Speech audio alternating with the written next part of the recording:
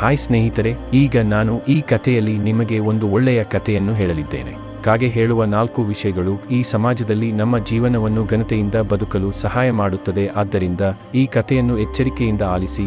ಈ ವಿಡಿಯೋವನ್ನು ಪ್ರಾರಂಭಿಸುವ ಮೊದಲು ಈ ಕಥೆಯನ್ನು ಎಲ್ಲಿಯೂ ಬಿಟ್ಟುಬಿಡಬೇಡಿ. ನಮ್ಮ ಚಾನೆಲ್ ಚಂದಾದಾರರಾಗಿ ಮತ್ತು ಅದರ ಪಕ್ಕದಲ್ಲಿರುವ ಬೆಲ್ ಐಕಾನ್ ಅನ್ನು ಸಕ್ರಿಯಗೊಳಿಸಿ. ಇನ್ನಷ್ಟು ಆಸಕ್ತಿದಾಯಕ ವಿಡಿಯೋಗಳು ಶೀಘ್ರದಲ್ಲೇ ಬರುತ್ತಿವೆ. ಸುಂದರವಾದ ಕಾಡಿನಲ್ಲಿ ಕಾಗೆಯ ಕಥೆಯನ್ನು ಪ್ರಾರಂಭಿಸೋಣ. ಆಲದ ಮರದ ಮೇಲೆ ತನ್ನ ಕುಟುಂಬದೊಂದಿಗೆ ಅವಳು ಗೂಡಿನಲ್ಲಿ ವಾಸಿಸುತ್ತಿದ್ದಳು. ಅವಳ ಕುಟುಂಬವು ಆ ಕಾಗೆಯೊಂದಿಗೆ 2 ಮಕ್ಕಳನ್ನು ಹೊಂದಿತ್ತು. ಕಾಗೆಯ ಕುಟುಂಬವು ತುಂಬಾ ಬಡವರಾಗಿದ್ದರಿಂದ ಕಾಗೆಗೆ ಪ್ರತಿದಿನ ಆಹಾರ ಸಿಗುತ್ತಿರಲಿಲ್ಲ. ಅವಳು ಆಹಾರವನ್ನು ಕಂಡುಕೊಂಡಾಗಲೆಲ್ಲ ಅವಳು ಅದನ್ನು ತನ್ನ ಮಕ್ಕಳಿಗೆ ನೀಡುತ್ತಿದ್ದಳು ಮತ್ತು ಕಾಗೆ ಹಸಿದಿತ್ತು. ಒಮ್ಮೆ ಅನೇಕ ದಿನಗಳವರೆಗೆ ಆಹಾರವಿಲ್ಲದ ಕಾರಣ ಅವಳ ಹೆಂಡತಿ ಕಾಗೆಗೆ ಮತ್ತೊಂದು ಪಕ್ಷಿಯನ್ನು ಆಹಾರಕ್ಕಾಗಿ ಕೇಳಲು ಹೇಳಿದಳು. ಮತ್ತೊಂದು ಹಕ್ಕಿಯಿಂದ ಭಿಕ್ಷೆ ಬೇಡುವುದು ಸಾವಿಗೆ ಸಮಾನ. ಬೇರೆಯವರಿಂದ ಭಿಕ್ಷೆ ಬೇಡಬೇಡಿ ಎಂದು ಕಾಗೆ ನಮಗೆ ಹೇಳಿತು. ಅವನ ಹೆಂಡತಿ ಕಾಗೆಗೆ ಅದನ್ನು ತರಲು ಕೇಳಿದಳು. ಅನೇಕ ದಿನಗಳವರೆಗೆ ಹುಡುಕಿದ ನಂತರ ಕಾಗೆ ಅವರಿಗೆ ಸಾಕಷ್ಟು ಆಹಾರ ಮತ್ತು ನೀರನ್ನು ತಂದಿತು. ಅವಳ ಕುಟುಂಬದಲ್ಲಿ ಎಲ್ಲರೂ ತಮ್ಮ ಹೊಟ್ಟೆ ತುಂಬ ಊಟ ಮಾಡಿದ್ದರು. ಅದರ ನಂತರ ಆಡಕ ಕಾಗೆಗೆ ಮತ್ತೊಂದು ಪಕ್ಷಿಯನ್ನು ಭಿಕ್ಷೆ ಕೇಳಲು ಕೇಳಿದನು. ಅದು ನಾನೇ ಆಗಿರಬಾರದು. ಆ ಮಾತುಗಳು ನಿಮ್ಮನ್ನು ತುಂಬಾ ನೋಯಿಸುತ್ತವೆ. ನನ್ನನ್ನು ಕ್ಷಮಿಸಿ. ಆಗ ಕಾಗೆ ಹೇಳಿದರು, ನಾನು ನಿಮಗೆ ಒಂದು ಕಥೆಯನ್ನು ಹೇಳುತ್ತೇನೆ. ನೀವು ಆ ಕಥೆಯನ್ನು ಕೇಳಿದರೆ ಬೇರೊಬ್ಬರನ್ನು ಭಿಕ್ಷೆ ಬೇಡುವ ಮೂಲಕ ಬದುಕುವುದು ಎಷ್ಟು ತಪ್ಪು ಎಂದು ನಿಮಗೆ ಅರ್ಥವಾಗುತ್ತದೆ. ಬಹಳ ಹಿಂದೆ ಆ ಕಾಗೆಯಲ್ಲಿ ಒಬ್ಬ ವ್ಯಕ್ತಿ ತನ್ನ ಹೆಂಡತಿಯೊಂದಿಗೆ ಹಳ್ಳಿಯಲ್ಲಿ ವಾಸಿಸುತ್ತಿದ್ದನು. ಅವನು ತುಂಬಾ ಬಡವನಾಗಿದ್ದನು. ಅವನು ಕೂಲಿ ಕಾರ್ಮಿಕನಾಗಿದ್ದನು ಮತ್ತು ಕೆಲವು ದಿನಗಳ ನಂತರ ಅವನ ಹೆಂಡತಿ ಗರ್ಭಿಣಿಯಾದಳು ಮತ್ತು ಕೆಲವು ದಿನಗಳ ನಂತರ ಅವರು ಮಗುವನ್ನು ಹೊಂದಲಿದ್ದಾರೆ ಎಂದು ಅವನು ತುಂಬಾ ಸಂತೋಷಪಟ್ಟನು. ದಿನಗಳು ಕಳೆದವು ಮತ್ತು ಅಂತಿಮವಾಗಿ ಅವರ ಮಗುವಿನ ಜನನದ ದಿನ ಬಂದಿತು. ಅವನು ತನ್ನ ಹೆಂಡತಿಯನ್ನು ಆಸ್ಪತ್ರೆಗೆ ದಾಖಲಿಸಿದನು. ಅವನು ಗಂಡು ಮಗುವಿಗೆ ಜನ್ಮ ನೀಡುತ್ತಾನೋ ಅಥವಾ ಹೆಣ್ಣು ಮಗುವಿಗೆ ಜನ್ಮ ನೀಡುತ್ತಾನೋ ಎಂದು ಸಂತೋಷದಿಂದ ಕಾಯುತ್ತಿದ್ದನು. ಆದರೆ ಆ ಸಂತೋಷವು ಹೆಚ್ಚು ಕಾಲ ಉಳಿಯಲಿಲ್ಲ. ಅವನಿಗೆ ಅಪಘಾತ ಸಂಭವಿಸಿತು ಮತ್ತು ಅವನು ಅವನ ಇನ್ನೊಂದು ಬದಿಯಲ್ಲಿ ಸತ್ತನು. ಹೆಂಡತಿ ಗಂಡು ಮಗುವಿಗೆ ಜನ್ಮ ನೀಡಿದಳು. ಹುಡುಗ ತುಂಬಾ ಸುಂದರವಾಗಿದ್ದನು. ತನ್ನ ಪತಿ ತೀರಿಕೊಂಡಿದ್ದಾನೆಂದು ತಿಳಿದಾಗ ಅವಳು ಹೃದಯ ಒಡೆದಳು. ಈಗ ಅವಳಿಗೆ ಮಗನ ಜನನದ ಬಗ್ಗೆ ಸಂತೋಷಪಡಬೇಕೋ ಅಥವಾ ತನ್ನ ಪತಿ ಸತ್ತ ಬಗ್ಗೆ ದುಃಖಿಸಬೇಕೋ ತಿಳಿದಿರಲಿಲ್ಲ. ಗಂಡನಿಲ್ಲದೆ ಮಗುವನ್ನು ಹೇಗೆ ಬೆಳೆಸಲು ಸಾಧ್ಯ ಎಂದು ಅವಳು ತುಂಬಾ ದುಃಖಿತಳಾಗಿದ್ದಳು. ಸ್ವಲ್ಪ ಸಮಯದ ನಂತರ ಅವಳು ಧೈರ್ಯವನ್ನು ಪಡೆದಳು ಮತ್ತು ತನ್ನ ಮಗನಿಗೆ ಶಿಕ್ಷಣ ನೀಡಲು ಶ್ರಮಿಸಬೇಕೆಂದು ಯೋಚಿಸಿದಳು. ಇದರಿಂದ ಅವನು ಬಡವನಾಗುವುದಿಲ್ಲ. ಅವಳು ಸರ್ಕಾರಿ ಶಾಲೆಗೆ ದಾಖಲಾಗಿದ್ದಳು ಮತ್ತು ಕಠಿಣ ಪರಿಶ್ರಮಿ ತನ್ನ ಗುರಿಗೆ ಹತ್ತಿರವಾಗುತ್ತಾನೆ ಎಂದು ಅವಳು ಭಾವಿಸಿದಳು. ಅವಳು ತನ್ನ ಮಗನಿಗೆ ಶಿಕ್ಷಣ ನೀಡಲು ತುಂಬಾ ಶ್ರಮಿಸುತ್ತಿದ್ದಳು. ಆದರೆ ಹುಡುಗನಿಗೆ 11 ವರ್ಷ ತುಂಬಿದ ಒಂದು ದಿನದ ನಂತರ ಅವಳ ಆರೋಗ್ಯವು ಒಂದು ದಿನ ಹದಗೆಟ್ಟಿತು. ಇದು ಸಣ್ಣ ಕಾಯಿಲೆ ಎಂದು ಅವಳು ಭಾವಿಸಿದಳು. ಆದರೆ ಕೆಲವೇ ದಿನಗಳಲ್ಲಿ ಅವಳ ಆರೋಗ್ಯವು ಹದಗೆಟ್ಟಿತು. ಅವಳ ಮಗ ಅವಳನ್ನು ನೋಡಿ ತುಂಬಾ ಹೆದರುತ್ತಿದ್ದನು. ಅಮ್ಮ, ಹೆದರಬೇಡ. ನಾನು ತಕ್ಷಣ ಹೋಗಿ ವೈದ್ಯರಿಂದ ಔಷಧಿ ಪಡೆಯುತ್ತೇನೆ. ನಂತರ ಬಾಬು ತನ್ನ ತಾಯಿಗೆ ತಾನು ಶೀಘ್ರದಲ್ಲೇ ಗುಣಮುಖನಾಗುತ್ತೇನೆ ಎಂದು ಹೇಳುತ್ತಾನೆ. ಬಾಬುವಿನ ಮಾತುಗಳನ್ನು ಕೇಳಿದಾಗ ಅವನ ತಾಯಿಯ ಕಣ್ಣುಗಳಲ್ಲಿ ನೀರು ಬರುತ್ತದೆ. ಈಗ ಹೋಗಬೇಡ, ನನ್ನ ಸಮಯ ಬಂದಿದೆ. ನಾನು ನಿಮ್ಮ ತಂದೆಯ ಬಳಿಗೆ ಹೋಗುತ್ತಿದ್ದೇನೆ. ನಾನು ನಿಮಗೆ ಒಂದು ವಿಷಯ ಹೇಳುತ್ತೇನೆ. ನೀವು ಹುಟ್ಟುವ ಮೊದಲು ಚೆನ್ನಾಗಿ ನೆನಪಿಡಿ, ನೀವು ಚೆನ್ನಾಗಿ ಶಿಕ್ಷಣ ಪಡೆಯಬೇಕು ಎಂದು ನಾನು ನಿಮ್ಮ ತಂದೆ ಭಾವಿಸಿದ್ದೆ. ನೀವು ಸಮರ್ಥರಾಗಬೇಕೆಂದು ನಾವು ಬಯಸುತ್ತೇವೆ. ನಮ್ಮ ಮಗ ನಮ್ಮಂತೆ ಬಡತನದಲ್ಲಿ ಬದುಕಬಾರದು ಎಂದು ನಾವು ಬಯಸುತ್ತೇವೆ. ಆದರೆ ಈಗ ನಾನು ಆ ಆಸೆಯನ್ನು ಪೂರೈಸಲು ಸಾಧ್ಯವಿಲ್ಲ. ನಾನು ಹೋದ ನಂತರ ನೀವು ಚೆನ್ನಾಗಿ ಅಧ್ಯಯನ ಮಾಡಬೇಕು. ನೀವು ಹಾಳು ಮಾಡುವ ಕೆಲಸಗಳನ್ನು ಮಾಡಬಾರದು. ನಿಮ್ಮ ತಂದೆಯ ಹೆಸರು ಬಾಬು. ಈ ದಿನಗಳಲ್ಲಿ ನೀವು ಹಣದ ಹಿಂದೆ ಓಡಬಾರದು. ಪ್ರತಿಯೊಬ್ಬರೂ ಹಣದ ಪ್ರೀತಿಯಲ್ಲಿ ಹಣಕ್ಕಾಗಿ ಅಸಾಧ್ಯವಾದ ತಪ್ಪುಗಳನ್ನು ಮಾಡುತ್ತಿದ್ದಾರೆ. ಕೆಳಗೆ ಬಿದ್ದು ಮತ್ತು ಅವರ ಹೆತ್ತವರ ಬಗ್ಗೆ ಕಾಳಜಿ ವಹಿಸಬೇಡಿ. ಎಂದಿಗೂ ಹಾಗೆ ಇರಬೇಡಿ.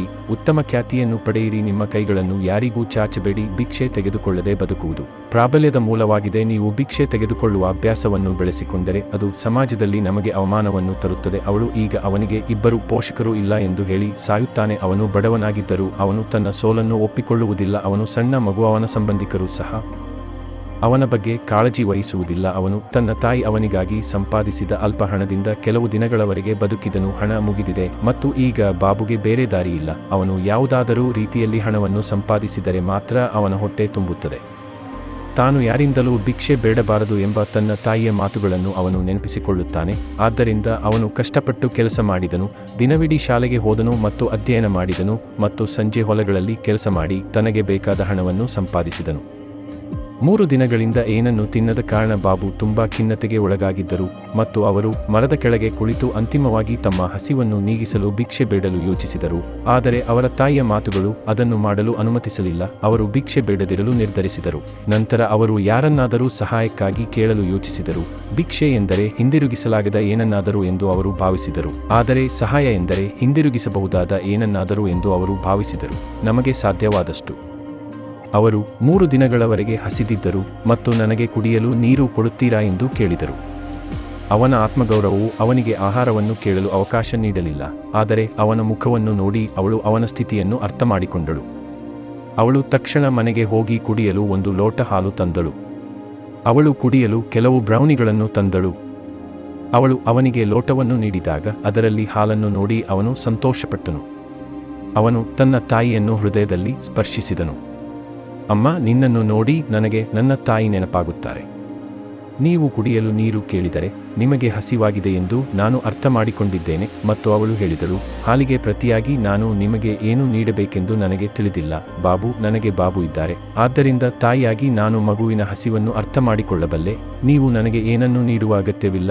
ಮೊದಲು ಈ ಲಡ್ಡುಗಳನ್ನು ತಿನ್ನಿರಿ ಮತ್ತು ನಂತರ ಈ ಹಾಲನ್ನು ಕುಡಿಯಿರಿ ಎಂದು ಮಹಿಳೆ ಹೇಳಿದರು. ಆದರೆ ಮಗು ಬಾಬುವಿನ ಮನಸ್ಥಿತಿಯನ್ನು ಅರ್ಥ ಮಾಡಿಕೊಂಡು ಪ್ರತಿಯಾಗಿ ಮಹಿಳೆಯನ್ನು ಏನನ್ನಾದರೂ ಕೇಳುತ್ತಲೇ ಇತ್ತು. ಈಗ ನೀವು ನನಗೆ ಏನನ್ನೂ ನೀಡುವುದಿಲ್ಲ. ನಿಮಗೆ ಸಾಧ್ಯವಾದಾಗ ಬಡವರಿಗೆ ಸಹಾಯ ಮಾಡುತ್ತೇನೆ ಎಂದು ನನಗೆ ಒಂದು ಮಾತು ನೀಡಿ ಅದನ್ನು ಕೊಡಿ. ಬಾಬು ಸ್ವಾಭಿಮಾನಿ, ಆದ್ದರಿಂದ ಅವನು ಅದಕ್ಕೆ ಒಪ್ಪಿ ಹಾಲು ಕುಡಿಯುತ್ತಾನೆ. ಅವಳು ಯೋಚಿಸಿದಂತೆ ಬಾಬು ಸಂತೋಷದಿಂದ ಹಾಲು ಕುಡಿದು ಅವನ ಹಸಿವನ್ನು ನೀಗಿಸಿಕೊಂಡನು. ಅವಳು ಹೇಳಿದ್ದನ್ನು ನೆನಪಿಸಿಕೊಂಡು ಅವನು ಅವಳ ಪಾದಗಳಿಗೆ ನಮಸ್ಕರಿಸಿ ಹೊರಟು ಹೋದನು. ನಂತರ ಒಂದು ದಿನ ಮಹಿಳೆ ತನ್ನ ಬಾಬುವನ್ನು ಶಾಲೆಗೆ ಕರೆದೊಯ್ಯುತ್ತಿದ್ದಳು. ಅಲ್ಲಿ ಅವಳು ಹಾಲು ಕೊಟ್ಟಿದ್ದ ಬಾಬುವನ್ನು ನೋಡಿದಳು. ಅವಳು ಶಾಲೆಯ ಮುಖ್ಯೋಪಾಧ್ಯಾಯರನ್ನು ಕೇಳಿದಳು ಮತ್ತು ಬಾಬು ಬಗ್ಗೆ ಎಲ್ಲ ವಿವರಗಳನ್ನು ತಿಳಿದುಕೊಂಡಳು. ಅವನು ಒಪ್ಪುವುದಿಲ್ಲ.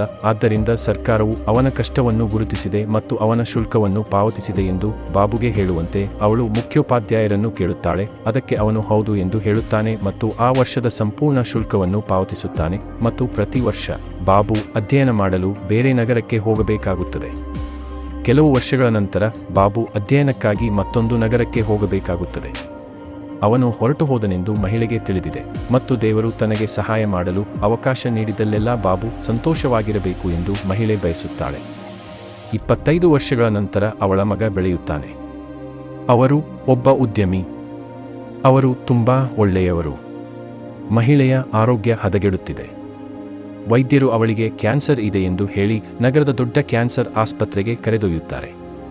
ಅವಳು ಅಲ್ಲಿಗೆ ಹೋದರೆ ಅದಕ್ಕೆ ಸಾಕಷ್ಟು ಹಣ ಖರ್ಚಾಗುತ್ತದೆ. ಆ ಆಸ್ಪತ್ರೆಗೆ ಹೋಗಲು ತನ್ನ ಬಳಿ ಸಾಕಷ್ಟು ಹಣವಿಲ್ಲ ಎಂದು ಅವನ ತಾಯಿ ಹೇಳುತ್ತಾರೆ. ಆದರೆ ಅವನು ತನ್ನ ಎಲ್ಲ ಆಸ್ತಿಯನ್ನು ಮಾರಾಟ ಮಾಡಿದರೂ ನಾನು ನಿಮ್ಮನ್ನು ಉಳಿಸುತ್ತೇನೆ. ಆಸ್ತಿ ಕಳೆದು ಹೋದರೆ ನಾನು ಅದನ್ನು ಮತ್ತೆ ಪಡೆಯಬಹುದು, ಆದರೆ ನಾನು ನನ್ನ ತಾಯಿಯನ್ನು ಕಳೆದುಕೊಂಡರೆ ನಾನು ಅದನ್ನು ಮರಳಿ ಪಡೆಯಲು ಸಾಧ್ಯವಿಲ್ಲ. ಕಾರ್ಯನಿರತ ವೈದ್ಯರು ತನ್ನೊಂದಿಗೆ ತುಂಬಾ ಪ್ರೀತಿಯಿಂದ ಮಾತನಾಡುತ್ತಿರುವುದನ್ನು ನೋಡಿ ಮಹಿಳೆ ಆಶ್ಚರ್ಯಚಕಿತರಾದರು. ಕ್ಯಾನ್ಸರ್ ಸಂಪೂರ್ಣವಾಗಿ ಹೋದ ನಂತರ ಆಸ್ಪತ್ರೆಯಲ್ಲಿ ಬಿಲ್ ಪಾವತಿಸುವ ಸಮಯವಾಗಿತ್ತು. ವೈದ್ಯರು ಅವಳಿಗೆ ಬಿಲ್ ಕಳುಹಿಸಿದರು. ಆಕೆಯ ಮಗ ಬಿಲ್ ತೆರೆದನು. ಅದಕ್ಕೆ ಎಷ್ಟು ವೆಚ್ಚವಾಗಿದೆ ಎಂದು ಹೆದರಿದನು. ತಕ್ಷಣ ಮಹಿಳೆ ಅದನ್ನು ತನ್ನ ಮಗನ ಕೈಯಿಂದ ತೆಗೆದುಕೊಂಡು ತೆರೆದಳು. ಅದರ ಮೇಲೆ ಬರೆದಿರುವುದನ್ನು ನೋಡಿದಾಗ ಅವಳ ಕಣ್ಣುಗಳಿಂದ ಕಣ್ಣೀರು ಹರಿಯಿತು. ತಾಯಿ ಎಷ್ಟು ಪಾವತಿಸಿದ್ದಾಳೆ ಎಂದು ಅವಳ ಮಗ ಕೇಳಿದನು ಮತ್ತು ಅದನ್ನು ಅವನಿಗೆ ಕೊಟ್ಟನು. ಅದರಲ್ಲಿ 25 ವರ್ಷಗಳ ಹಿಂದೆ ಒಂದು ಮಗುವಿಗೆ ಕುಡಿಯಲು 1 ಲೋಟ ಹಾಲು ಇತ್ತು.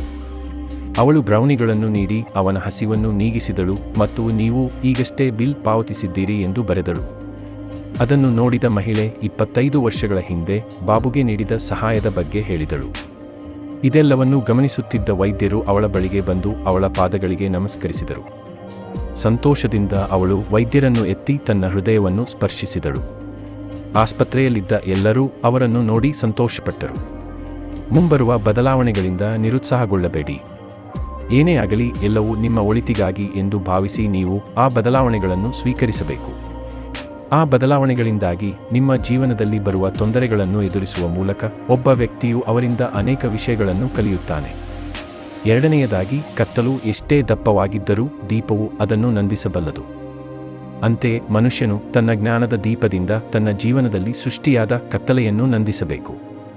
ನಾಲ್ಕನೇ, ಎಷ್ಟೇ ಕಷ್ಟಕರವಾಗಿದ್ದರೂ ಭಿಕ್ಷೆ ಬೇಡಬಾರದು. ಭಿಕ್ಷೆ ಬೇಡುವ ಮೂಲಕ ಊಟ ಮಾಡಿದರೆ ಅವರು ಕಷ್ಟಪಟ್ಟು ದುಡಿಯದೆ ತಿನ್ನಲು ಒಗ್ಗಿಕೊಳ್ಳುತ್ತಾರೆ. ಕಷ್ಟಪಟ್ಟು ದುಡಿಯದೆ ಮನುಷ್ಯನು ಯಶಸ್ಸನ್ನು ಸಾಧಿಸಲು ಸಾಧ್ಯವಿಲ್ಲ.